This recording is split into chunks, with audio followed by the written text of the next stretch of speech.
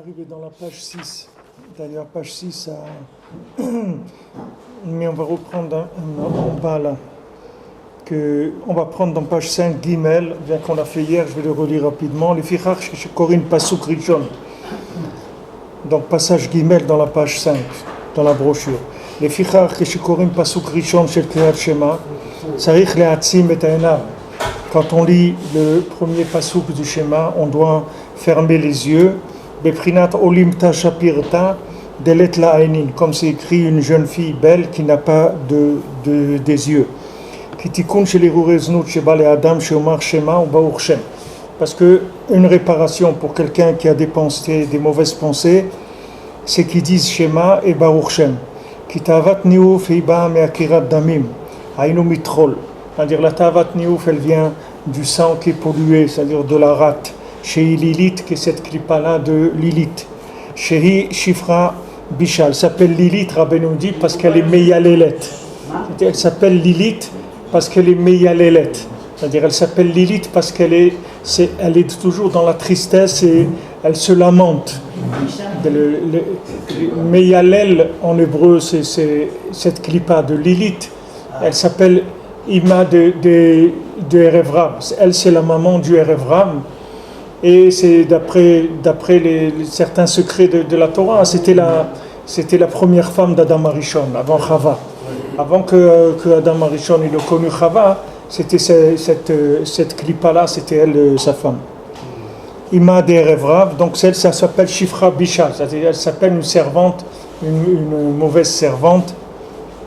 C'est Ima de Erev Ram. Shei Malchut Harsha, qui est le pouvoir négatif. Ou Malchuta d'Ishmaya ou Prinat Gevirta. Maintenant, le pouvoir du ciel, c'est le pouvoir de la maîtresse de maison, Ishairat Hashem, une femme qui craint Hashem.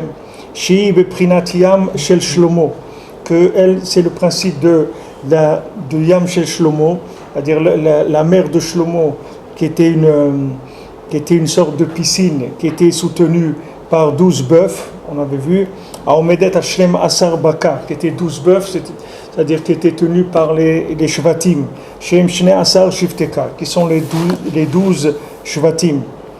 Donc là, la femme qui a Irat Hashem, elle représente cette mer, cet océan qui est supporté par les 12 Shvatim, c'est-à-dire il y a toute la Gdusha du Ham Israël. Et quand un homme il reçoit sur lui le joug divin avec ces psukim là, c'est-à-dire qu'il dit Shema Israël et Baruch Shem, shekolel et nishmato b'shnem asar shifteka. Donc quand il dit ça, ces mots là de Shema Israël et de Baruch Shem, il inclut sa neshama dans les 12 tribus du Ham Israël. Umafrish et nishmato minishmat erevra. Et donc il sépare maintenant sa neshama de la neshama du Erev Rav, c'est-à-dire des clipotes. Habaïm Isha Zona, qui vient d'une femme prostituée. Chez Shifra Bisha, qui s'appelle la mauvaise servante. Chez Beprinat Mipne Sarai Gevirti Anochi Borachat.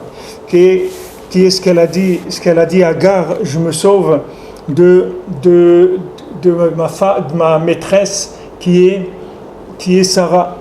Chez Atahava Borachat Benifredet Mimenu, que la Tahava, elle se sauve de lui, elle se sauve d'elle. C'est-à-dire que cette klipa-là, elle se sauve quand elle voit la Gdusha. Veim eno mishtadel legaresh et haisha zona. Et si maintenant il ne fait pas ce qu'il faut pour chasser cette femme-là prostituée, azayhu beprinat shifrat tiraj gevirta. Alors à ce moment-là, chas v'shalom, c'est la servante mauvaise qui va hériter de la maîtresse de la Gdusha. Donc ici, Rabbeinu, il amène ça par rapport au tikkun de Hirureznut, c'est-à-dire par rapport au inyan que, comme on a vu que cette ta'ava-là, c'est la ta'ava, c'est le problème général de l'humanité, et c'est pour ça, les maasés, qu'on est venu dans le monde pour résoudre ce problème. Donc c'est sûr que chacun, il va être éprouvé énormément dans cette chose-là, puisque c'est ça le tikkun, la venue de la personne dans le monde. C'est pour ça que Rabbeinu il appelle tikkun aklali ici cette ta'ava-là, c'est la réparation générale, c'est-à-dire celui qui est arrivé à arranger ça, il a tout arrangé, et le tikkun aklali, pardon. Et le tikkun aklali lui-même, c'est-à-dire les 10 mizmorim que Rabbeinu il a révélé, ce tikkun aklali lui-même, il est la réparation de cette chose-là. C'est-à-dire c'est quelque chose qui va aider à réparer cette chose-là. Et c'est pour ça que celui qui vient sur la tombe de Rabbeinu et qui vient dire le tikkun aklali là-bas, c'est pour ça que Rabbeinu lui garantit qu'il ne pourra pas aller au Gehinam. Parce qu'il y a aussi un dibour que c'est écrit qu'Avraham Avinu, il ne laisse pas rentrer dans le Gehinam les gens qui ont la Brit Mila. Il dit qu'il se tient devant le Gehinam. Celui qui a Brit Mila, il ne le laisse pas rentrer. Alors tous ces inyanim-là, c'est des inyanim qui tournent autour de cette chose-là parce qu'elle est extrêmement importante. Mais il y a des choses dans la vie qui sont simples, qui sont pas très difficiles à faire et qui réparent ça. C'est-à-dire qui réparent ce inyan-là. La Gemara, elle dit que une femme, elle protège de son mari, une femme, elle donne 2 choses à son mari. Elle protège de la Avera et elle accompagne ses enfants à l'école pour qu'ils apprennent la Torah. Alors voilà, c'est ça le Ikar, pourquoi un homme il se marie. C'est pour que sa femme, elle protège de la Avera et qu'elle accompagne ses enfants au Cheder, c'est-à-dire qu'elle s'occupe des enfants, qu'elle les amène à l'école. Maintenant, les maaseh, quand on voit dans le pshat, dans l'explication simple de la Torah, on voit quoi? C'est-à-dire qu'on dit, voilà, quelqu'un, il a une femme. Alors, comme la Gemara, elle dit que yeshlopat besalo, quelqu'un, il a du pain dans son assiette. C'est-à-dire, il ne va pas aller chercher du pain ailleurs parce qu'il a du pain dans son assiette. C'est-à-dire, on dit, comme un homme, il a une femme, il ne va pas aller chercher d'autres femmes parce qu'il a une femme. Donc, ça va le protéger. Comme il est marié, il ne va pas aller chercher d'autres femmes. Mais les maaseh, dans ce qu'on voit ici, c'est le lien de se marier, c'est quelque chose qui va beaucoup plus loin que cette notion-là. De stam, qu'un homme il a une femme, il ne va pas aller chercher une autre.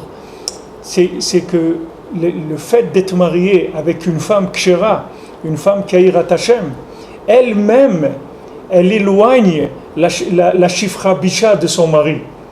C'est-à-dire, c'est ça qu'elle le protège de la vera.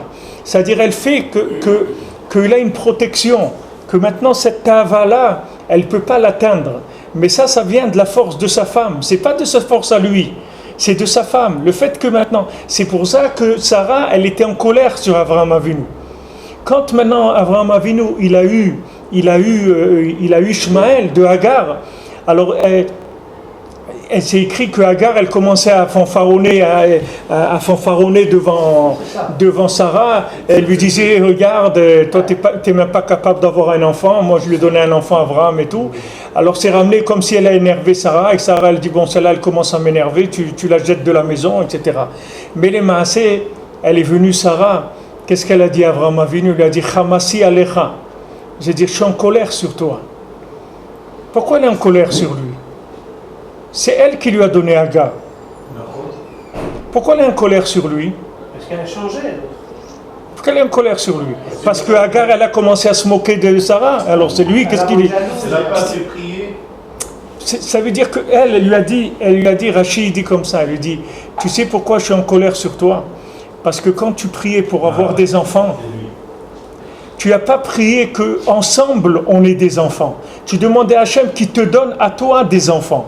Maintenant, le fait que dans ta prière, tu n'as pas demandé, tu ne m'as pas inclus dans ta prière, je n'ai pas pu te protéger pour que tu ne te maries pas avec Hagar. Parce que si quand il avait prié, il avait dit « Donne-nous des enfants, à moi et Sarah », alors le koach parce que Sarah c'est Ishaïrat Hashem, c'est-à-dire il n'y a pas une femme Ishaïrat Hashem plus que Sarah Imenu. Sarah Imenu c'est le monument de l'Irat Hashem du Ham Israël. Donc c'est sûr que Sarah, elle pouvait éloigner Hagar de Avraham Avinu. Qu'est-ce que ça veut dire éloigner? C'est pas de venir lui donner des coups pour qu'elle s'en aille, c'est pas ça l'éloigner. L'éloigner, ça veut dire qu'il n'y a pas besoin de passer par ce chemin-là, qu'il doit se marier avec Hagar et avoir Ishmaël et après avoir Yitzhak. Ils auraient pu avoir Yitzhak directement sans avoir besoin qu'il se marie avec Hagar et qu'ils aient Ishmaël. Mais comme lui, il n'a pas fait de connexion avec elle quand il a prié, elle n'a pas pu agir dans sa spiritualité de manière à le débarrasser de la clipa de Hagar sans qu'il ait besoin de se marier avec elle et d'avoir Ishmaël. Donc on voit le koach de la femme, le koach du shalom bayit, le koach que ça a, que comment un homme, quand un homme il est marié, behemet s'il est mekabel alav ol malchut shamaim. Il faut savoir que quand un homme il est marié, c'est une femme. C'est vrai qu'une femme, souvent, c'est un joug pour un mari. C'est une femme, elle appelle où tu es, qu'est-ce que tu fais, qu'est-ce que tu trucs, qu'est-ce que tu as, j'ai besoin de ça. Des fois, c'est un homme, il a l'impression qu'il a un poids sur lui. Mais il faut savoir que c'est Malchut Shamaim. C'est comme s'il fait Shema et Baruch Shem Kelod Malchuto. C'est la même chose. C'est exactement pareil. C'est-à-dire, il a pris sur lui le joug d'Hachem. Qu'est-ce que ça veut dire, il a pris sur lui le joug d'Hachem? Il s'est marié avec une femme, Hirat Hachem. Cette femme-là, elle va créer autour de lui un halo protecteur, que les clipotes, elles peuvent pas le toucher. Et ça, toute personne qui est mariée avec une femme, qui est Shomeret Torah et Mitzvot, il peut témoigner sur ça. Qu'il va voir combien sa femme, elle l'a éloigné de choses qui étaient dangereuses pour lui, il ne se rendait même pas compte. Et des fois même, il est en colère sur sa femme, et après il reconnaît que c'est vrai, il lui dit tu avais raison. Combien des fois quelqu'un il a des mauvaises fréquentations et il ne se rend pas compte. Des fois quelqu'un fréquente des gens qui ne sont pas bien pour lui. Et lui il ne se rend pas compte. Et sa femme elle lui dit écoute, ces personnes-là, je ne veux pas que tu les fréquentes. Et lui il s'énerve, il dit mais qu'est-ce qu'il y a? Tu ne veux pas me laisser vivre? Et tu ne me laisses pas m'exprimer, tu me laisses pas. J'ai pas le droit de vivre moi, d'avoir des copains, etc. Et sa femme les massée, c'est pas les copains qu'elle ne veut pas. C'est qu'elle sent que ces gens-là, ils sont dangereux pour lui. C'est pas pour elle, c'est pour lui qu'ils sont dangereux. Donc elle fait une barrière protectrice. Elle fait une barrière protectrice. C'est-à-dire elle a fait la klipat barzel. C'est-à-dire c'est elle sa barrière protectrice. Puisque c'est le mot dans lequel on est en train qu'on est en train de vivre ces jours-ci, que Akadosh Baruch Hu protège, peut mettre le Ham Israël et les soldats et tout le Ham Israël partout où ils sont. Mais cette barrière protectrice, il n'y a pas pour un homme une barrière protectrice plus grande que sa femme. Si quelqu'un il a le schrout qu'il est marié avec une femme qui a la crainte d'Hachem, il n'y a pas une plus grande protection dans le monde que ça. Parce que elle, c'est une guerrière contre la Shifra Bisha. La femme Hirat Hashem, sa vie, c'est la guerre contre cette servante mauvaise-là, contre cette Lilith, contre cette Klippa-là. Il y a une Klippa qui s'appelle Lilith, qui était la femme d'Adam Arishon avant Chava. Et cette Klippa, elle existe pour chacun. Chacun, il a une femme comme ça. C'est-à-dire, il a une Klippa qui essaye de l'attraper dans sa vie. Chacun, il a ça. Des fois, ça se manifeste par une personne, mamash, mais ça peut se manifester par toutes sortes de situations que le but, c'est de le faire tomber dans le Bgam Abrit, Chas v'Shalom, dans la débauche, dans le faire tomber là-dedans. Et il n'y a pas une plus grande protection que d'investir dans le Shalom Bayit. Il n'y a pas une plus grande protection pour l'homme que ça. Et il faut qu'il le sache. Parce qu'il y a des gens, quand ils s'investissent dans le Shalom Bayit, ils croient que c'est de la perte de temps. Par exemple, sa femme, elle veut acheter un fer à repasser. Elle dit, tiens, tu veux m'accompagner, on va aller acheter. Je voudrais que tu viennes avec moi, tu m'aides à choisir un fer à repasser. Lui, il est là, pour lui, d'aller acheter un fer à repasser, qu'est-ce que tu veux qu'il fasse avec ça? Qu'est-ce qu'il veut dire que tu veux m'aplatir déjà plus que ce que je suis aplati déjà avec, tu veux acheter un fer à repasser, tu veux m'aplatir encore. C'est pour lui, c'est rien du tout d'aller acheter un fer à repasser. Mais maintenant, il doit savoir, quand il va faire ça, il va perdre 1 heure ou 2 parce qu'elle va faire 4 ou 5 magasins avant d'acheter un fer à repasser, alors que normalement, lui, s'il va acheter le fer à repasser, le premier qu'il voit, il l'achète et c'est tout. Maintenant, elle va aller voir et ça, et la couleur, et s'il a la vapeur, et s'il les trucs, et lui, pendant ce temps-là, c'est lui qui a la vapeur qui monte, mais ça fait rien. Qu'est-ce qu'il doit faire? Il doit le dire avec sa bouche à Akadosh Baruch Hu. Il dit, regarde, moi je vais faire ça pour être Mekayem, mitzvah de Shalom Bayit, parce que c'est une femme Hirat Hashem. Et la femme Hirat Hashem, c'est elle qui me protège, c'est elle ma barrière protectrice. Donc je le fais, c'est en ton nom. Par ça, je prends sur moi le joug d'Hachem. Je ne suis pas en train d'aller faire les magasins avec ma femme parce que je n'ai pas envie de les faire. Je le fais Bessimcha parce que prends sur moi le joug d'Hachem quand je fais ça. C'est-à-dire que je fais du Shalom Bayit, ça veut dire que maintenant je vais pouvoir recevoir toute l'énergie protectrice que ma femme elle peut me donner, elle va me la donner à travers ça. Et un homme il verra ça. Un homme, et je peux vous le dire par expérience, que tous les gens qui sont rentrés en guerre avec leurs femmes, ils sont tombés dans le Gamma Brit. C'est sans exception. Tu ne verras pas un homme qui rentre en guerre avec sa femme et qui ne tombe pas dans la débauche, d'une façon ou d'une autre. Et tous, ils t'avoueront ça et te dire pourquoi ça? Parce qu'il perd sa protection, Pachoud. C'est comme quelqu'un qui perd physiquement ses forces, son système, comme on appelle, immunitoire. Il perd ça, alors n'importe quel microbe il attrape. Il faut qu'un homme il sache qu'il y a une clipa, que cette clipa elle s'appelle Lilith, que cette femme-là c'est le contraire de sa femme, c'est-à-dire c'est une touma, c'est une clipa qui veut le faire tomber, qui veut le détruire. Et cette clipa elle est autour de lui jusqu'au moment de sa mort. Il n'y a pas d'âge, il ne faut pas croire qu'il y a un âge. J'ai vu hier dans un sefer qu'il a écrit Rav Scherter, il dit qu'il y a un monsieur de 70 ans qui est venu le voir et qui lui a dit à Rav Scherter, il a dit mais je comprends pas, à 70 ans il y a encore l'Yetzer. Il lui a dit l'Yetzer, jusque la dernière seconde que tu vas rester dans ce monde, tu vas avoir encore l'Yetzer. Donc il faut savoir que Hachem il a donné des kelim niflaim, seulement ces kelim là il faut savoir ce que c'est. L'homme il sait pas la valeur de ces choses là, il connaît pas la valeur, il croit que bon il s'est marié pour avoir des enfants, pour construire un foyer juif, etc. Il ne faut pas qu'il pense comme ça. Il faut qu'il sache que sa femme, c'est mamash une force protectrice par rapport à cette clipa de Lilith. Et qu'ici, il n'a pas cette protection-là, cette clipa, elle l'avale entièrement. C'est-à-dire c'est une clipa qui est très très forte et qui fait tomber l'homme dans la tristesse. Alors que sa femme, elle le fait monter. C'est-à-dire un homme, s'il a du Shalom Bayit, il a de la joie. Et cette clipa Lilith, elle ne peut pas s'approcher de quelqu'un qui a de la joie. Vous verrez, si vous faites les tfilotes qui est après le Tikkun HaKlali, toutes ces tfilotes-là, vous verrez exactement qu'est-ce que c'est cette clipa-là et comment elle agit sur l'homme. En tout cas, Dama Rishon, elle est arrivée à l'attraper, même qu'il était marié avec Rava, elle est arrivée à l'attraper et il est tombé de ça. Il est tombé de cette clipa-là. C'est cette clipa qui a fait tomber Adam Arishon.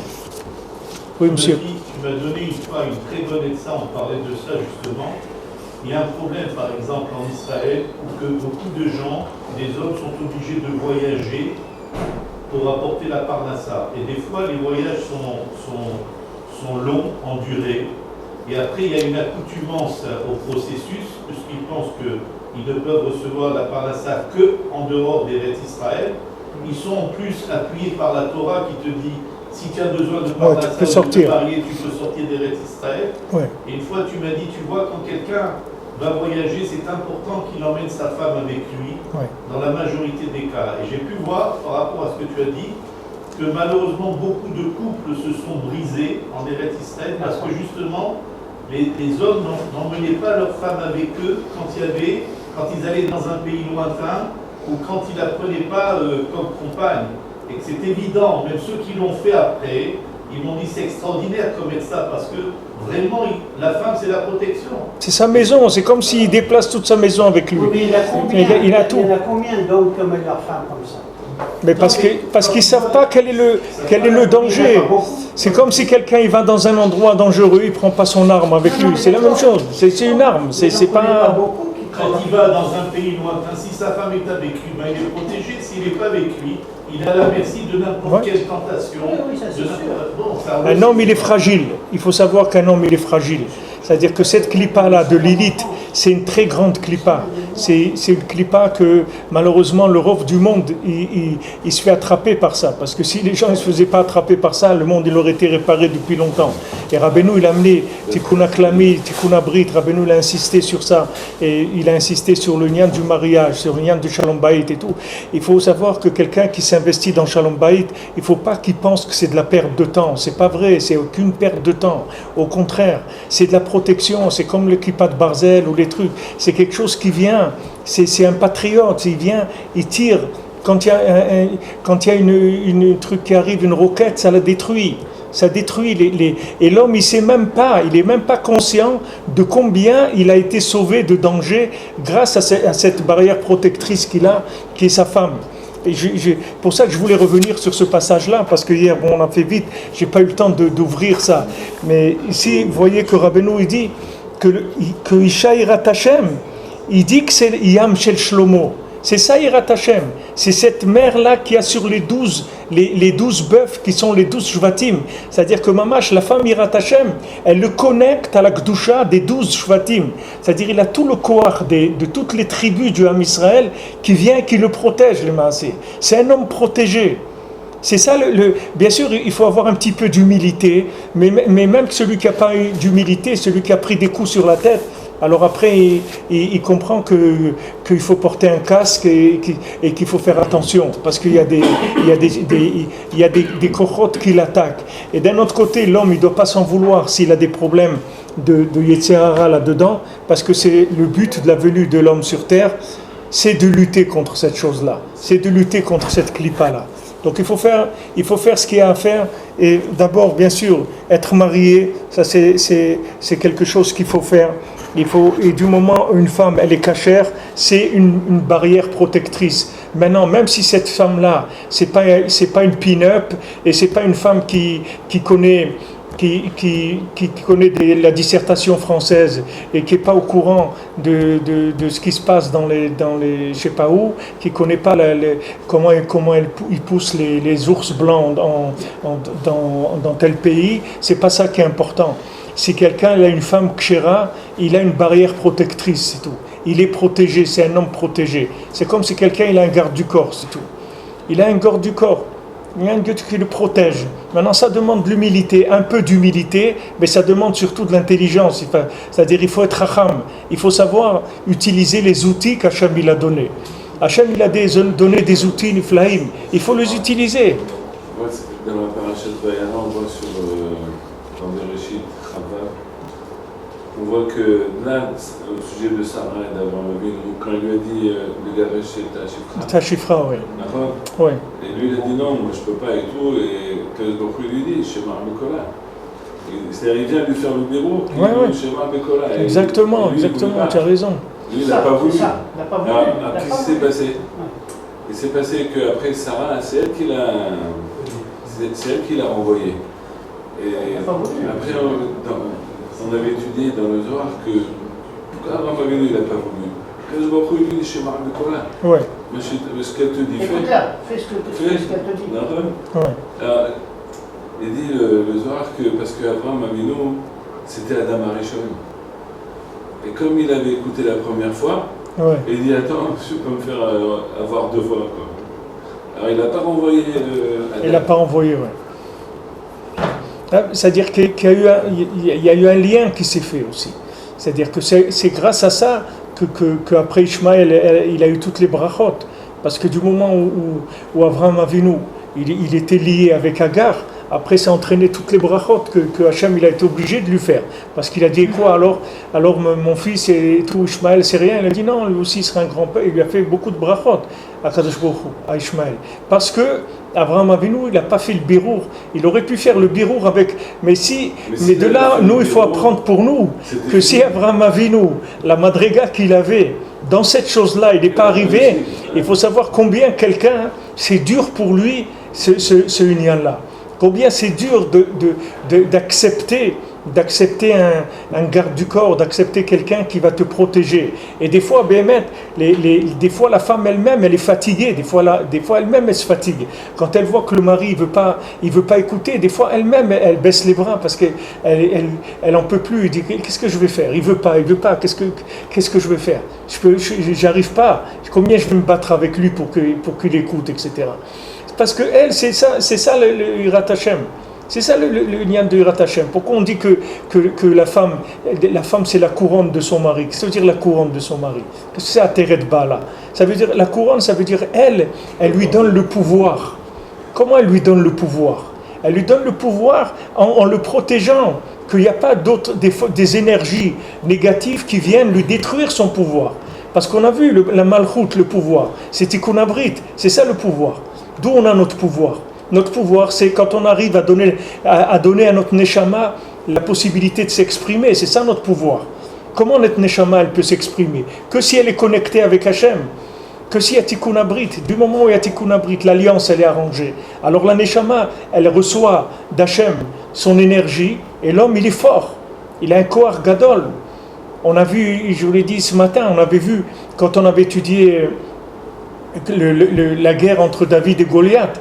Il dit que quand David il s'est préparé à affronter Goliath, c'est sûr qu'il avait peur parce que Goliath c'était quand même quelqu'un. David Ameller c'était même pas la cheville de Goliath. C'était Goliath, c'était un géant, il était très fort, etc. et très très cruel et il avait peur David Ameller. Mais quand David Ameller il a entendu que Goliath il parlait contre le Ham Israël, que le Goliath il a commencé à dédaigner le Ham Israël, c'est écrit là-bas que David tout de suite il a su qu'il allait le vaincre, parce qu'il a dit du moment où quelqu'un il parle sur le Ham Israël, toute sa force, toute son énergie elle s'en va. Il reste et il dit là-bas, il savait que Goliath c'était plus qu'un morceau de viande, c'est tout. Il n'y avait plus rien dedans, il n'y avait plus d'énergie dedans. Donc il savait que le premier coup qu'il allait lui donner, il allait tomber. Et ça c'est valable que les nations elles sachent que ceux qui parlent et ceux qui rentrent dans la haine contre le Ham Israël, c'est mamage de l'autodestruction, c'est tout. Ils font que se suicider, c'est tout. C'est de la destruction d'eux-mêmes. Parce que toute l'énergie du monde, elle passe par le Ham Israël. Toute l'énergie qu'il y a dans le monde, c'est uniquement parce qu'Hachem, il donne au Ham Israël que toutes les nations, elles reçoivent. Et celui qui se met en guerre contre le Ham Israël, il décide de terminer avec sa vie à lui. C'est pas le Ham Israël. Le Ham Israël, il ne pourra jamais rien faire contre le Ham Israël. Le Ham Israël, il est là depuis la création du monde et il sera là pour fermer les portes à la fin de la séance. Il sera tout le temps là. Tous les peuples sont passés, il y a toutes sortes de cultures qui sont passées, et tout, elles sont disparues complètement. Il y a des civilisations entières qui ont disparu. Le Ham Israël, il est toujours là. Les mêmes tefilines qu'il mettait à Abraham Avinu, et il les met maintenant n'importe qui. C'est les mêmes tefilines, c'est le même Shabbat, c'est la même kashrut. Il n'y a rien qui a changé, on est toujours là. C'est nous qui faisons l'histoire du monde. C'est pas l'histoire du monde qui nous a fait à nous. Tandis que tous les peuples, ils sont modelés par l'histoire. Nous, on fait l'histoire. C'est pas l'histoire qui nous fait à nous. On est au-dessus de l'histoire. Ça, c'est valable. Il faut que les nations elles sachent ça. Que quand quelqu'un se met en guerre contre le Ham Israël, les Maasé, ça veut dire qu'il a décidé lui-même de se détruire. C'est sa destruction à lui-même. Mais rien que de parler, David, il a entendu rien que parler. Il a entendu parler Goliath contre le Ham Israël. Tout de suite, il savait qu'il allait vaincre. Qu'il n'avait plus de force, c'est fini. Même la force qu'il reçoit des anges d'en haut, qui sont les maîtres les dirigeants de la nation, elles sont aussi déconnectées. Parce que le fait qu'il parle contre le Ham Israël, il déconnecte tout. Alors que s'il reste béchalom avec le Ham Israël, et même s'il ne parle pas du bien du Ham Israël, mais il ne parle pas du mal en tout cas, et il ne se range pas du côté des gens qui font du mal, il continue à être alimenté par tout le système astral. Tout le système astral. Il y a 12 mois de l'année, il y a 12 astres qui dirigent chacun un mois, et derrière tout ça, il y a les 12 shvatim du Ham Israël. Ce que vous voyez ici. Shlomo HaMelech, il a mis 12 bœufs, que ces 12 bœufs-là, ils portaient cette mer-là, qui s'appelle Yam Shel Shlomo, et cette mer, elle était tenue par la Gdusha des Shifteka, des 12 shvatim. Et ça, c'est l'origine de toute la vie qu'il y a dans le monde. Toute la vie, la même chose que la vie, elle est donnée par le Brit, que quelqu'un il fait naître grâce au Brit. La vie dans le monde, elle vient grâce à l'alliance des 12 Shvatim avec Akadosh Baruch Hu. C'est ça qui amène la vie dans le monde. Quand Akadosh Baruch Hu a dit à Abraham Avinu de faire la Brit Mila, à ce moment-là, il y a eu dans le monde s'est installé. Avant ça, il n'y avait rien. Le monde, il était talouy veomed. C'est-à-dire, Hachem, il n'avait pas décidé encore si l'histoire du monde, elle continuait ou elle s'arrêtait là. Ça veut dire que tout ce qu'il y avait autour, c'était que du décor. Le seul personnage qui était décisif pour la continuité de l'humanité, c'est Abraham Avinu. Où maintenant Abraham Avinu, il se lance dans l'alliance avec Hachem, où il refuse, le monde il retourne dans le virtuel, il retourne là où il était avant. C'est fini, il n'y a plus de monde. Ça veut dire que tous ceux qui étaient là, par rapport à Abraham Avinu, c'est des figurants. Mais si maintenant Abraham Avinu, il reçoit sur lui le Tikkun Abrit, l'alliance, alors tout le monde entier y vit. Tout le monde entier y vit, il reçoit la bracha, il n'y a pas de problème. Mais il faut faire attention. C'est-à-dire comme Hachem il a dit à Abraham Avinu, il lui a dit toi-même, Veheye bracha, toi-même, c'est toi la bénédiction du monde. C'est pas que toi tu vas bénir les gens, c'est que toi-même, en tant que ce que tu es la bénédiction du monde. Est-ce qu'il y a plus grand fou qui va aller tuer la personne qui lui amène toute la bracha? Est-ce que quelqu'un il va sortir, il va détruire son compteur d'électricité, son compteur d'eau? Regardez, qui est-ce qui donne l'eau? Voilà des gens, vous avez déjà vu ça dans le monde,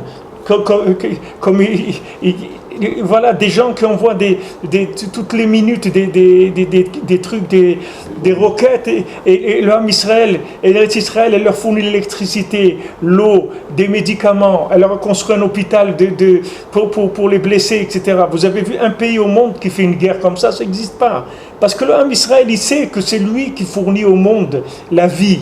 L'homme Israël, il le sait, que c'est lui le responsable de la vie du monde. Il le sait. On a vu tout à l'heure dans la paracha, le Kohen Gadol.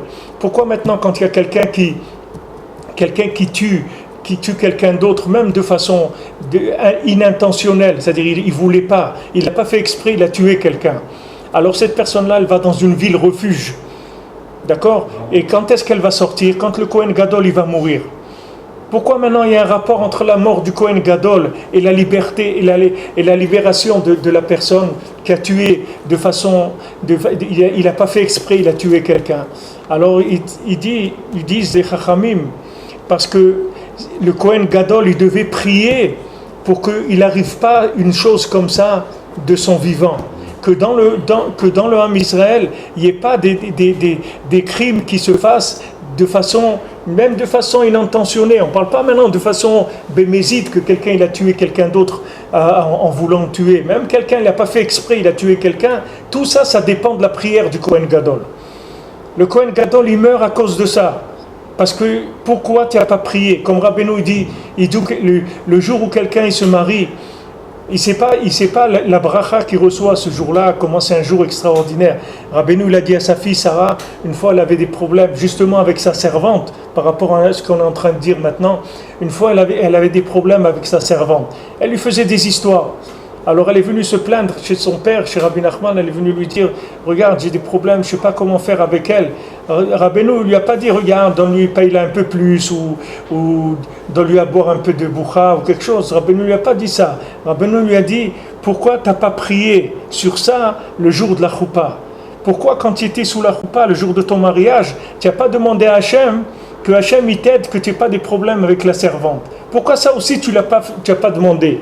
Pourquoi? Par rapport à ce qu'on est en train de dire maintenant, vous voyez pourquoi? Parce que ce jour-là, c'est un jour extraordinaire, c'est un jour où il y a un lien qui se fait entre la neshama de l'homme et de la femme, et ce lien-là, il peut amener une bracha extraordinaire dans tous les domaines.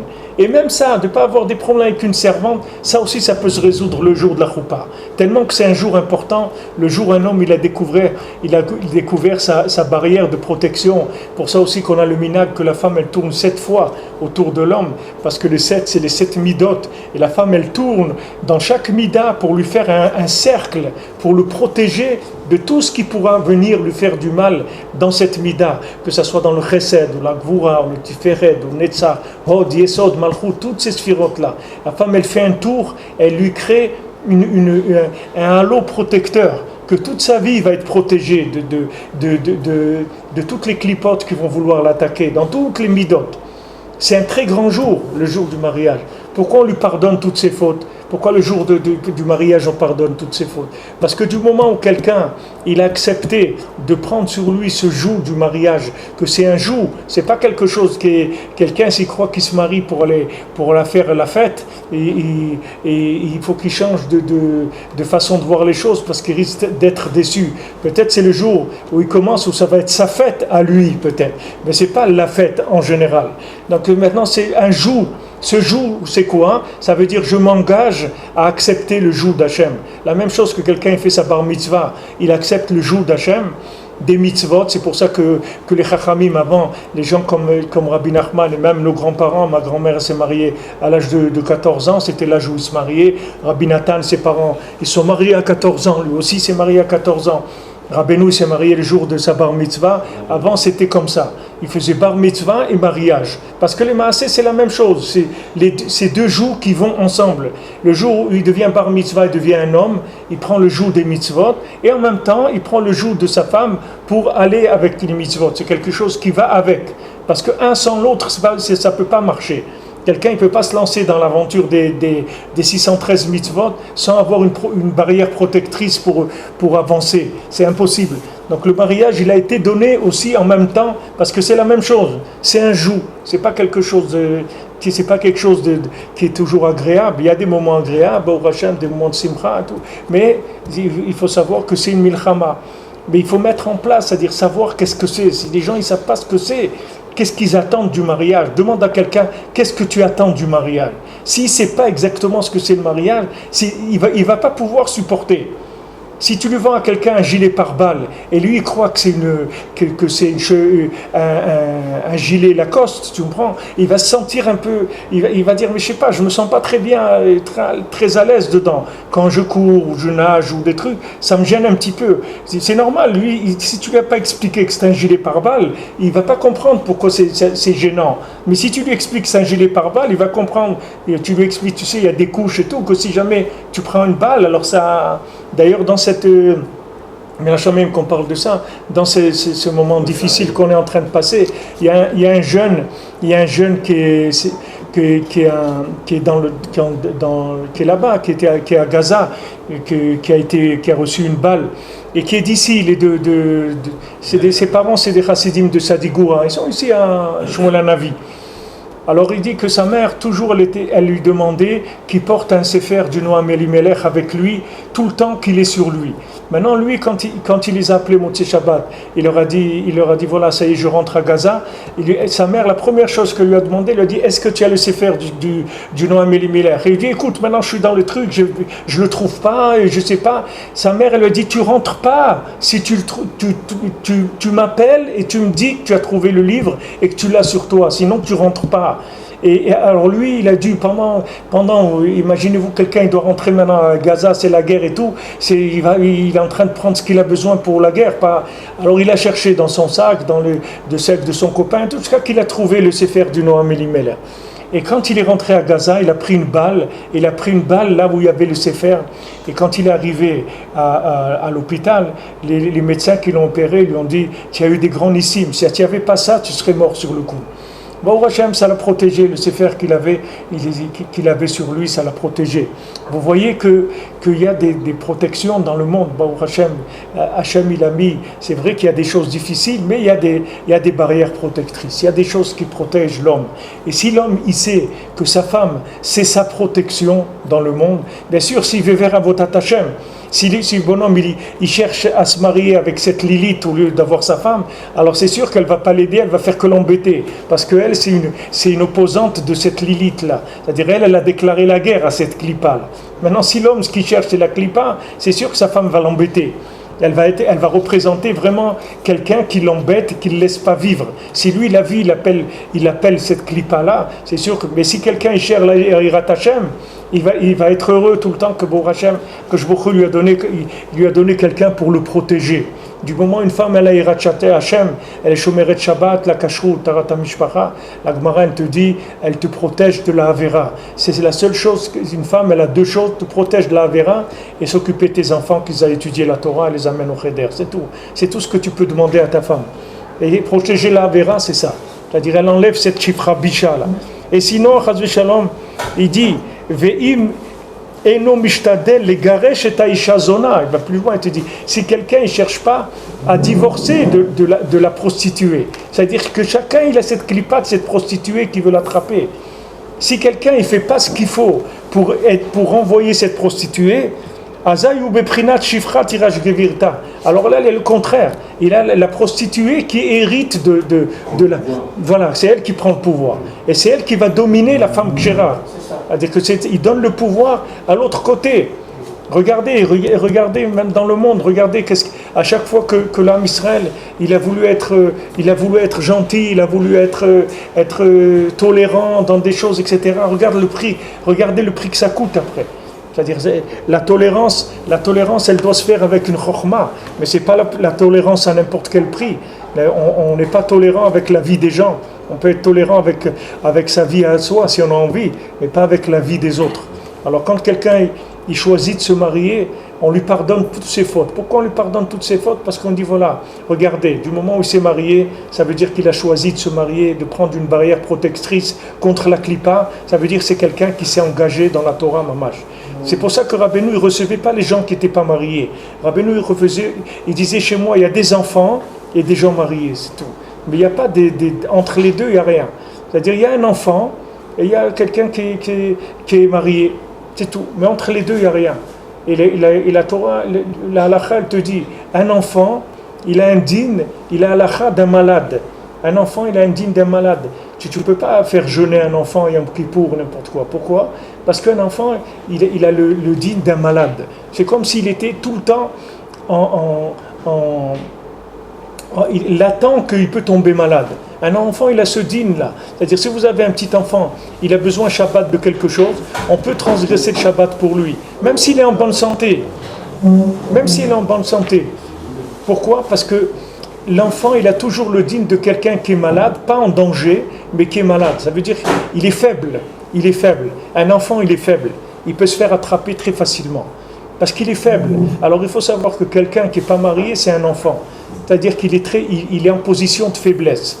Donc il faut pas qu'il soit trop exigeant et qu'il n'aille pas chercher, comme on dit, le mouton à 5 pattes, que si on lui présente une femme kshera, normale, et qui a la tête sur les épaules et qui est kshera, ça suffit, il n'a pas besoin d'aller chercher plus que ça. Du moment où une femme elle est d'accord de fonder un foyer juif et qu'elle est kshera, ça suffit, c'est une protection. Parce que c'est ça qu'il va chercher. Tout le reste après, c'est des choses, c'est des fantasmes de la clipa. C'est pas des choses qu'un juif il a besoin. Un juif il a besoin d'une femme qui le protège, c'est ça qu'il a besoin. Maintenant, lui, il croit que c'est lui qui protège sa femme, mais c'est le contraire. C'est sa femme qui le protège. Elle n'a pas besoin de lui pour être protégée. Une femme, elle n'est pas obligée de se marier. Une femme, lui, il est obligé de se marier, mais une femme, elle n'est pas obligée de se marier. Une femme, elle peut être kshera, elle peut servir Hachem toute sa vie et ne pas être mariée. Mais un homme qui va rester seul toute sa vie, qui va rester un homme kasher, pas marié, la Torah, elle vous le dit tout de suite au début, Lotov Adam liot levado. Un homme seul, il est Lotov. Mais c'est pas écrit Lotov Isha liot levada. Une femme, elle peut être seule, elle peut être avec Hachem. Mais un homme seul, il est ouvert sur tous les microbes qu'il peut y avoir dans le monde. Il peut attraper Hachem Ishmor, toutes les maladies du monde spirituelles. Parce que l'homme, il est extrêmement fragile, parce qu'il n'a pas conscience du danger. L'homme, il n'est pas conscient du danger. L'homme, c'est une neshama, il est très élevé, et il n'est pas conscient de ce qui se passe dans ce monde. La femme, elle est sur le terrain, elle connaît le terrain. Elle sait ce qui se passe dans ce monde. L'homme, il ne sait pas. L'homme, il est virtuel. Tout ce qu'il fait, c'est virtuel. Il a besoin de sa femme pour lui indiquer ce qui se passe. Regardez maintenant dans la guerre qu'ils font. Qu'est-ce qu'ils sont en train de faire? Pourquoi ils sont rentrés dans Gaza? Parce qu'ils ne savent pas où il y a ces tunnels, où il y a les stocks d'armes. Alors qu'est-ce qu'ils font les soldats? Ils rentrent, ils fouillent et ils disent voilà, à tel endroit il y a le stock d'armes. Après c'est tout. L'aviation elle s'occupe de détruire l'endroit. C'est pas eux qui détruisent. Mais pour savoir ce qui se passe, ils sont obligés de rentrer. Ils ne peuvent pas faire autrement. Ils ne peuvent pas de l'extérieur voir ce qui se passe, ils ne savent pas. C'est tout en dessous, ils ne peuvent pas voir. L'homme, c'est pareil, sa vie. S'il n'a pas des informations de ce qui se passe sur le terrain, il est inconscient du danger. Il a besoin absolument de ça. Et quand quelqu'un il se marie, il faut savoir que c'est une protection. Et que cette protection, elle a un prix.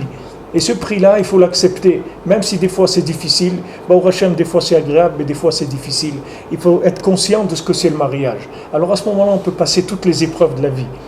Si quelqu'un il est conscient de pourquoi il s'est marié, s'il sait exactement pourquoi il s'est marié, jamais il aura des problèmes dans sa vie de Shalom Bayit. Et même s'il a des problèmes, jamais il va casser. Parce qu'il sait exactement pourquoi il s'est marié. Il ne s'est pas marié pour la Dolce Vita, il ne s'est pas marié pour faire la fête. Il s'est marié pour avoir une barrière protectrice, pour pouvoir faire sa Avodat Hashem tranquillement. comme quelqu'un qui paye un garde du corps pour être tranquille, qui va là où il va, il sait qu'il est en danger, il a quelqu'un qui le protège. C'est pour ça qu'il s'est marié, c'est tout. Tout le reste après, c'est de l'emballage après. Ça, c'est le ikar de la kavana du mariage. Le reste, c'est après des choses qui sont extérieures, que Hachem il a mis pour envelopper, comme on dit, pour faire passer la pilule, c'est tout. Mais le ikar, c'est la personne s'est mariée pour le médicament que ça représente. Et si quelqu'un il croit que c'est pas très planant comme vision du mariage, c'est pas très mystique et pas très Roméo et Juliette, alors il verra qu'est-ce qui va rester après les années. Il verra que c'est ça qui va rester. Il n'y a rien d'autre qui va rester. Tout ce qui croyait Roméo et Juliette, tout ça, ça va partir. Il va rester, c'est le ikar. Et c'est là-dedans qu'il y a une fusion dans le couple. Quand la femme, elle réussit à construire son mari, à le protéger de tout ce qui veut le détruire, ça, c'est une réussite. Ça, après, à la fin de la vie, on peut dire, bon, Hachem, quelqu'un, il a réussi sa vie, bon, Hachem. Ki b'shnei hapsukim elu yeshtem esrei tevot. Alors, Rabbeinu, il dit, page 6, le deuxième paragraphe, dans ces deux psukim-là, c'est-à-dire de Shema Israël et Baruch Shem, yeshtem esrei tevot. Il y a 12 mots. Donc, quand on compte Shema, Israël, Hachem Elokeinu, Hachem Echad, et Baruch Shem Kel Malchut Olam Vaed, ça fait 12 mots. Neget Shne Masar Shifteka, c'est par rapport aux 12 tribus. Ve'arbaim Vetesha Otiyot, et il y a aussi 49 lettres. 12 mots, 49 lettres. Keneged Arbaim Vetesha Otiyot, Shebishmot Shifteka. Maintenant, si on prend les noms des 12 tribus, vous prenez le nom de chaque tribu, vous les ajoutez, vous allez trouver 49 lettres dans les noms des 12 tribus.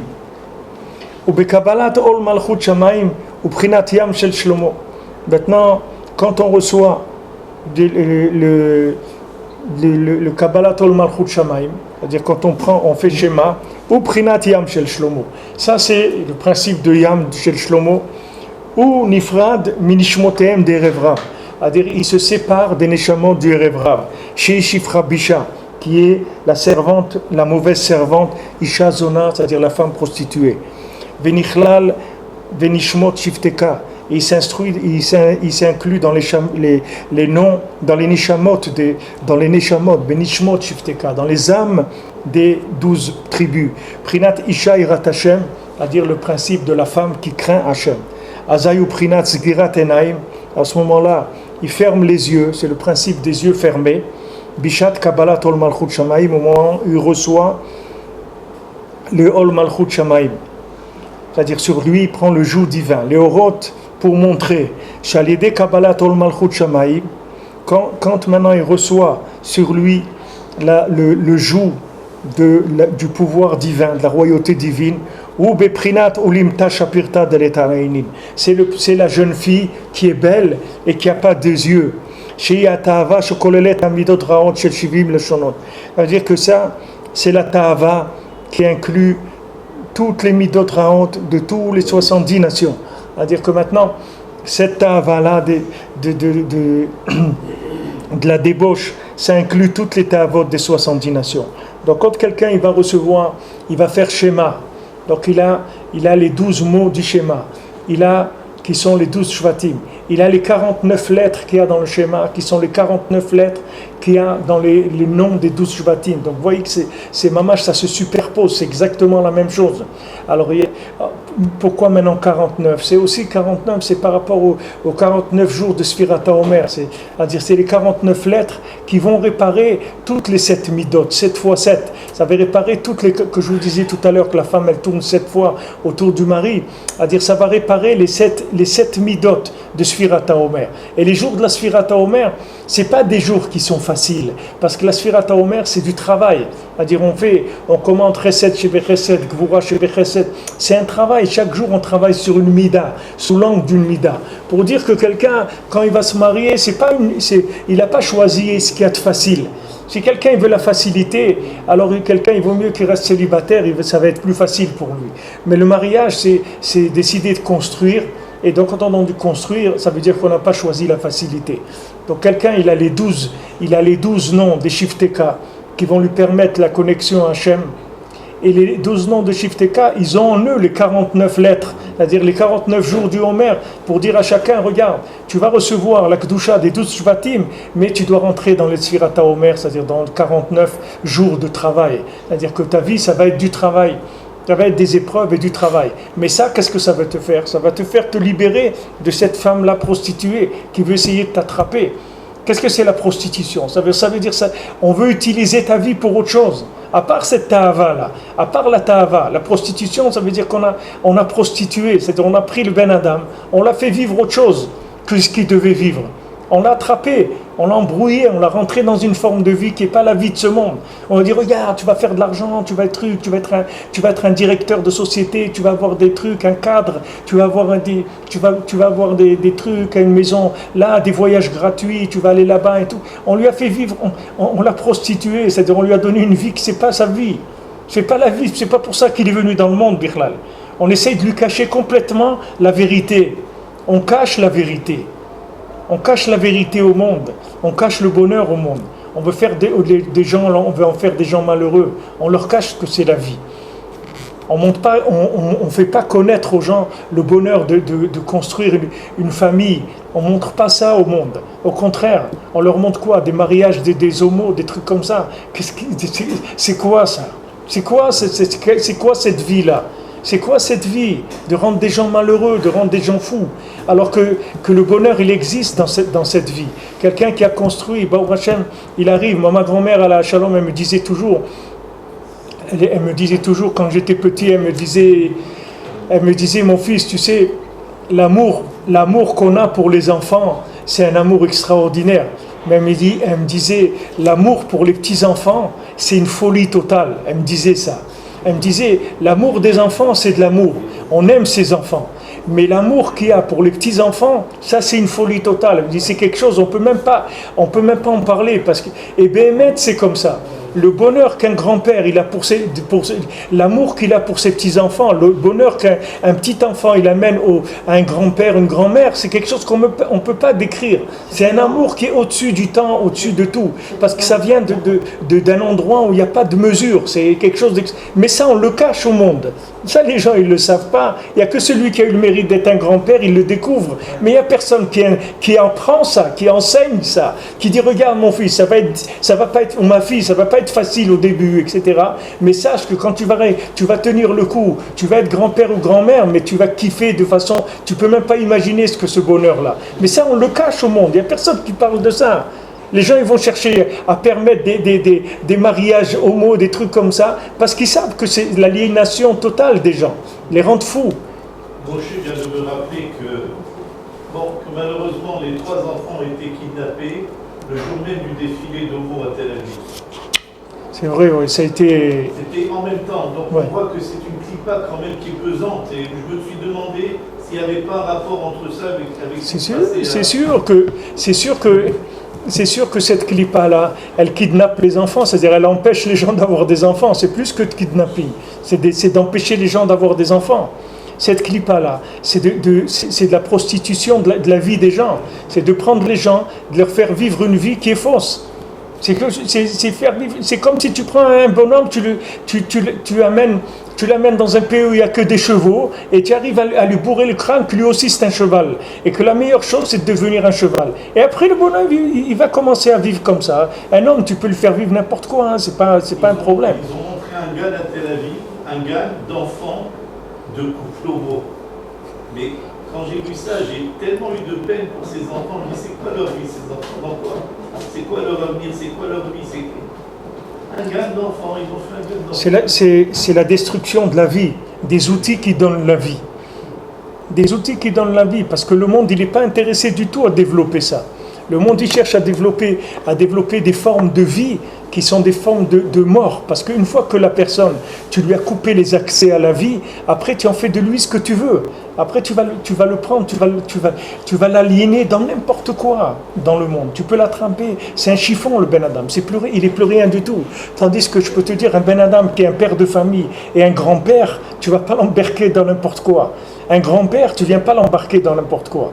Et ici, Baruch Hashem, il y a des gens ici qui sont grands-pères à l'âge de 40 ans, même à 39 ans, ils sont grands-pères déjà. Et ça, tu peux dire que c'est des gens, tu ne vas pas leur raconter n'importe quoi. parce qu'ils ont la tête sur les épaules. Tu ne vas pas les embrouiller dans la vie. Ils savent ce que c'est la vie, ils savent ce que c'est des valeurs, ils savent ce que c'est la santé, ils savent ce que c'est l'amour, ils savent ce que c'est le respect, ils ont des valeurs. Tu ne vas pas les bouger de ça. Mais quelqu'un que tu l'as embrouillé sur le principe de la vie même, tu vas lui faire croire que la vie c'est autre chose que ce que c'est. Tu lui as prostitué, c'est-à-dire sa vie. Tu en fais une autre vie. Mais ça c'est général, c'est pas que dans le Pgam Habrit. Le Pgam Habrit c'est l'origine de tout. Mais le but c'est de rendre les gens fous. C'est pas le Pgam Habrit. Rabbeinu il dit que le Pgam Habrit ça rend fou. Le but c'est pas que la personne elle soit dans de la débauche. Le but c'est de le débaucher sur tout. C'est-à-dire d'en faire un fou. Rabbeinu il dit que quelqu'un qui a les problèmes de Pgam Habrit, il est fou. Mamash fou. Il perd la tête complètement, il peut faire n'importe quoi. C'est sûr que quand tu l'as détourné de tous les accès possibles à la vie, tu en as fait un fou. Après que tu en as fait un fou, tu peux lui dire, voilà, tu vas aller faire le tour du monde en bicyclette, ou tu vas aller faire n'importe quoi. Tu vas aller faire des enquêtes pour voir comment les fourmis, combien de jours elles vivent, etc. Qu'est-ce qu'il a à faire lui avec ça? Non, mais tu peux lui dire de faire n'importe quoi, il va le faire. Parce qu'il a plus de contrôle dans sa vie, c'est plus ce qu'il fait, Bichlal. On voit que les valeurs simples de la Torah, pourquoi Rabbeinu parle de la pshitou, de la simplicité, il ne faut pas s'éloigner des choses simples, il faut rester dans la simplicité. Les choses simples, tu es sûr qu'elles sont vraies. Des choses compliquées, tu peux être sûr que c'est faux. Rabbeinu dit même dans Avodat Hashem, on n'a pas besoin de compliquer, des choses compliquées. Il faut faire des choses simples. Simple, la vie elle est simple. Quelqu'un il se marie, il travaille, il a des enfants, il les élève, et après il grandit, il est marié, il a des petits-enfants, et puis après il peut s'asseoir sur son hamac, et il peut chanter jusqu'à l'éternité, il peut être tranquille. Maman, il peut chanter pour toujours, pour l'éternité, il peut chanter. Et les gens, tu vois que toute la société, elle tourne pour essayer de détruire les accès à la vie, détruire cette chose-là. C'est incroyable, mais malheureusement, la plupart des gens, même quand ils regrettent, c'est quand ils ont passé tout ça qu'après ils se rendent compte qu'ils regrettent de ne pas avoir essayé au moins de faire quelque chose dans ce qui s'appelle les domaines de la vie. À ce moment-là, il ferme les yeux pour dire de fermer les yeux sur les bêtises de ce monde, c'est-à-dire de fermer les yeux pour ne pas regarder des choses qui vont le détourner du chemin de la Torah. Alors Dalet Rabbeinu il dit donc maintenant tout ce que Rabbeinu nous a dit ici, c'était des solutions par rapport à quelqu'un de faire schéma, c'est par rapport à quelqu'un qui a de temps en temps des fois une mauvaise pensée dans ce domaine-là. Ça suffit pour lui de dire ces deux psukim là.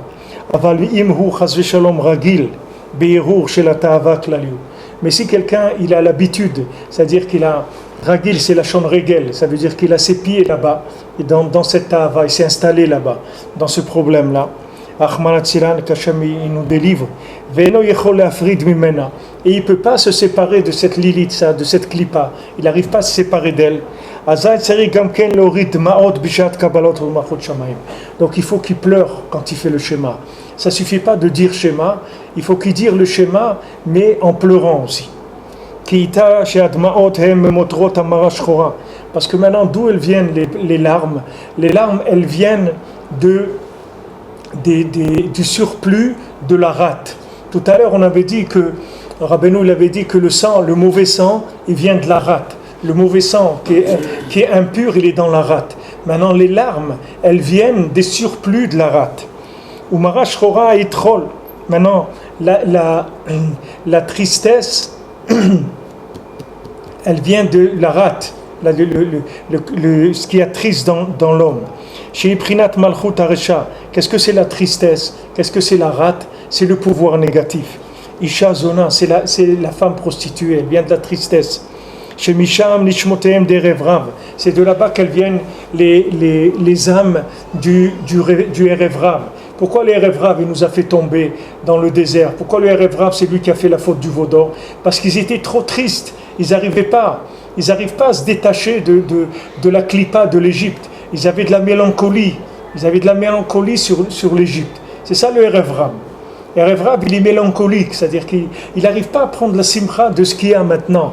Quoi, tu es sorti, tu es venu, tu as eu des miracles à la sortie d'Égypte et avec tout ce qui a eu l'ouverture de la mer Rouge. Hachem maintenant il te donne la Torah et tout. Tu continues avec tes bêtises encore, ta mélancolie de l'Égypte. Ça c'est parce qu'ils étaient tristes. C'était le Erev Rav, que leur mère c'est Lilith qui est Meyalelet, c'est-à-dire qui tout le temps dans la lamentation. Alors elle les encourage à rester dans cette tristesse-là. Chez Misham Nishmotem des Revrav, ou chez Morit de Mahot, quand quelqu'un il descend des larmes, c'est-à-dire qu'il fait couler des larmes, à ce moment-là, ils sortent tous les surplus qu'il y a dans la rate, c'est-à-dire il libère sa rate. C'est-à-dire il fait sortir cette tava-là de la débauche abaïm et akirat damim, qui vient du fait que le sang il est troublé. Chez le troll de la rate, on met un motrod des surplus. Et il inclut son âme dans Malchut Shamayim. Donc Rabbeinu il donne ici un médicament plus puissant par rapport si c'est quelqu'un qui a un problème, qui a des problèmes de temps en temps avec ça suffit s'il fait Shema ou Baruch Shem. Mais maintenant si ça suffit pas, s'il voit qu'il est trop pris là-dedans, donc il faut qu'il pleure aussi quand il dit le Shema. Il faut qu'il s'arrange à verser des larmes, parce que ça veut dire que il a une rate et une bile qui sont trop chargées en tristesse. Quand on dit qu'il ne faut pas se faire de la bile, c'est-à-dire ne fais pas du mauvais sang, ne te fais pas de la bile, parce que la bile et le mauvais sang et la rate, tout ça c'est la même chose. Tout ça c'est les mêmes circuits. Alors les larmes, il faut savoir que les larmes, ça vide les surplus de la rate, de la bile. Quand quelqu'un il en a trop, ça veut dire qu'avec sa tristesse, Hein? C'est la Marash Hora. Ouais, la Marash Hora, ouais. La Marash Hora, ça c'est la bile amère et noire.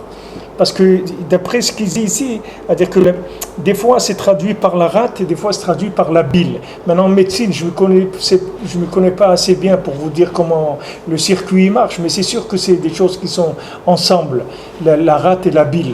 C'est-à-dire que maintenant le côté triste, il vient du mauvais sang. À ne pas confondre avec le cœur brisé. Avec qui? Avec le cœur brisé qui est moutard pour faire tchouva, pour la fila. Le cœur brisé, c'est pas de l'amertume. C'est pas de la non, le cœur brisé, non. Mais Rabbeinu, il dit... c'est un filtre. C'est un filtre. Ouais. Le sang, il passe... il y a la vésicule biliaire et la rate, elle retient les mauvaises... ce qui n'est pas bon dans le sang. Ouais, d'ailleurs, c'est comme une éponge, la rate. À l'intérieur, c'est un tissu un peu spongieux. Ouais. C'est un tissu un peu spongieux. Non, le lien de Marash Hora, c'est autre chose. C'est les liens. C'est les définitions de la Azvout, qui n'est pas bonne, Marash Hora qui n'est pas bonne, mais l'air Nishbar. Nishbar, c'est valable. Oui, ça c'est autre chose. Ce que tu parles ici, c'est que quand on a le cœur brisé, mais c'est pas de la tristesse. Mais Rabbeinu dit, comme c'est des choses qui sont très proches, donc il faut faire attention. C'est-à-dire, il y a des fois des gens ils croient qu'ils ont de la crainte d'Hachem et tout, c'est pour ça qu'ils sont tristes, mais ils n'ont pas cœur brisé, ils ont de la tristesse. Et la tristesse, c'est pas bon. C'est pas bon, c'est une sakana gdola meon. Et je vous l'ai dit, mais quand une fois j'ai rencontré Rav Israël à la Vachalom, une des premières choses qu'il m'a dit, tu sais, la tristesse, c'est assourd comme le porc. Il m'a dit, tu vois comment c'est assourd le porc? Il m'a dit, la tristesse, c'est pareil. Assourd comme khazir. Il m'a dit, c'est assourd. La tristesse, c'est assourd. Parce que des fois, quand tu fais tchouva, tu crois que tu as mauvaise conscience et tout ça c'est bien, ça fait qu'Ilou, tu es quelqu'un de bien, tu vois, tu as mauvaise conscience d'avoir fait des bêtises ou tout, mais cette mauvaise conscience-là, c'est la mère c'est la Lilith, c'est la mère de toute la Touma du monde, c'est cette mauvaise conscience-là. Donc il vaut mieux être Bessimra tout le temps, quitte des fois à rater des occasions de cœur brisé. Il vaut mieux être tout le temps Bessimcha parce que ça, c'est l'origine de toute la Touma. La tristesse, c'est la mère de la Touma. Elle s'appelle Mamash la tristesse. Elle est Meyalelet tout le temps elle se lamente. Tout le temps. Les gens, ils appellent le mur des lamentations, mais nous on n'appelle pas le mur des lamentations. Parce que nous, c'est pas quand on va là-bas, c'est pas pour se lamenter. On va là-bas pour demander à Hachem de nous délivrer et tout, mais ce n'est pas des lamentations. Mais eux, les gens, les nations, quand elles voient, pour eux, elles interprètent d'après leur façon à elles de voir les choses, elles croient que c'est des lamentations. Mais c'est un endroit de Simcha Gdola Meod. Regardez, il y a toujours des oiseaux qui volent là-bas. C'est un endroit de Simcha, ce n'est pas un endroit de tristesse. Un endroit qu'il n'y a que de la joie de servir Hachem.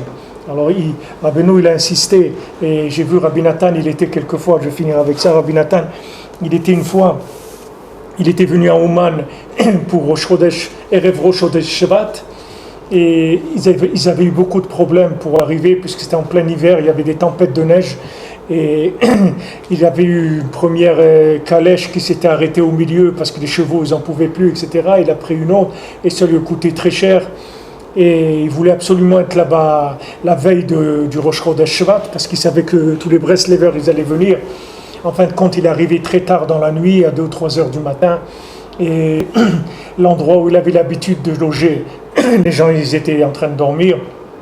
Donc il a été chez son ami Rav Naftali, qui habitait à côté du cloche de Ouman. Et là-bas, il a trouvé Menachamem, ils étaient en train de faire là-bas, il y avait ou des Shiva Brachot, ou un fiançailles, quelque chose, une joie. Et il a trouvé en pleine nuit, ils étaient là-bas, alors il est venu, il a dit, il y avait un soulard là-bas, il était en train de dire de la Torah et tout, c'était un soulard, il faisait en même temps des trucs qui faisaient rigoler. Et Rabbi Nathan, il a dit combien j'étais content de ce soulard qui m'a donné de la simra, qui m'a fait rigoler. Il dit combien c'est important la simra, et il dit là-bas surtout pour moi, il dit surtout pour moi, comment c'est important pour moi que je sois besimra. Rabbi Nathan, il dit ça là-bas, comment c'est important pour moi, il a dit ce soulard-là, il lui a donné du nachat, parce qu'il était en train de dire des trucs et tout, ça l'a détendu, il venait de ce voyage-là où il était épuisé et puis s'attendait à voir tout le monde, et le rov des gens ils n'ont pas pu venir parce qu'il y avait trop de neige, ils sont venus que le lendemain, et donc il avait en même temps la difficulté du voyage, la déception qu'il n'a pas trouvé tous les gens et tout, il n'était pas bien. Alors il dit, ce soulard-là, il lui a donné du nachat, quelqu'un lui a donné un peu de simra, il dit comment c'était chachouv pour lui, il dit surtout pour moi, il dit parce que lui, Rabbeinu toujours il lui disait pourquoi tu n'es pas besimra. Toujours, quand Rabbeinu lui disait il faut être Bessimra, il lui dit tu vois maintenant je te dis qu'il faut être Bessimra, tu vas être encore plus triste que d'habitude. Parce que maintenant tu vas te dire en plus tu n'arrives pas à être Bessimra, tu vas être encore plus triste que d'habitude. Rabbeinu il savait qu'il devait être Bessimra. Ezrat Hashem, Samchenu Kilmot Ainitam.